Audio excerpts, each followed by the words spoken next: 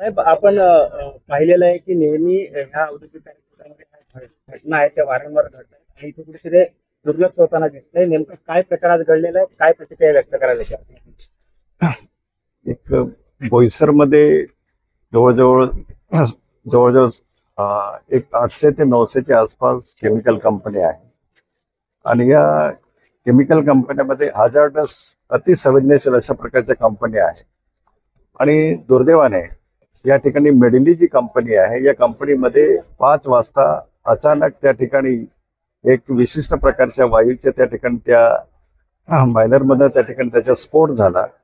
आणि स्फोट झाल्यानंतर त्या ठिकाणी 4 लोक जे आहे शिंदे हॉस्पिटलमध्ये ऍडमिट करताना त्या ठिकाणी ती दगावले आहे आणि 2 जे पेशंट आहे ते 2 जे रुग्ण आहे ते सध्या तरी अनकॉन्शियस मध्ये आहे आणि हळूहळू त्यांची त्या ठिकाणी प्रकृती सुधारत आहे. परंतु दुर्दैवाने सांगावं असं वाटतं की या बोईसरमध्ये जे आपले सेफ्टी डायरेक्टर आहे किंवा MTCB आहे किंवा MSCB आहे या ठिकाणी अधिकाऱ्यांचं बिलकुल त्याच्यावरती त्याचे नियंत्रण नाही आणि परिणाम स्वरूप अशा प्रकारच्या घटना सतत त्या ठिकाणी घडत आहेत. आणि म्हणून या ठिकाणी माझी शासनाला सुद्धा त्याची एक विनंती राहील की पर्यावरण विभाग त्याचप्रमाणे MIDC विभाग यांनी एक संयुक्तपणे त्या ठिकाणी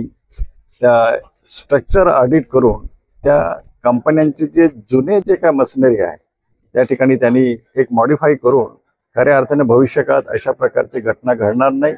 आणि दुर्दैवी जे मृत्यू पावलेला आहे त्या कंपनीने जास्तीत जास्त त्या ठिकाणी कम्पेन्सेशन द्यावं असं या भागातील आमदार म्हणून या ठिकाणी मी मागणी सर, करतो. तारापूर औद्योगिक वसाहतीमध्ये 21 दिवसामध्ये 6 लोकांना करंट लागून मयत झालेले आहे. ह्या ज्या गोष्टी कुठेतरी थांबण्यासाठी आरोग्य संचालना विभाग आहे, कोणती ठोस पावलं उचलत नाही. आपण 21 दिवस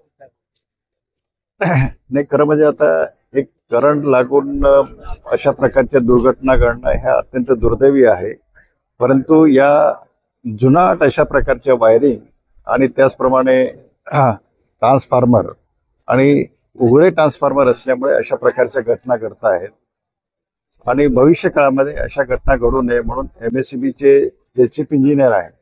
आणि यांचे या ठिकाणी पूर्ण या विभागाचं त्या ठिकाणी जुनाट असलेल्या वायरिंग आहे त्यांचे त्या ठिकाणी स्ट्रक्चर ऑडिट केलं